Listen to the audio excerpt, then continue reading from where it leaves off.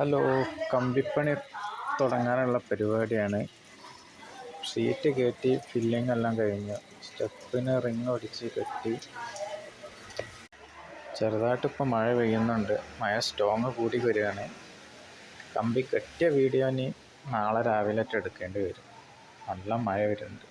കമ്പി കെട്ടി കഴിയുമ്പോഴേക്കും ഒടുത്തം വിട്ട മഴയാവും.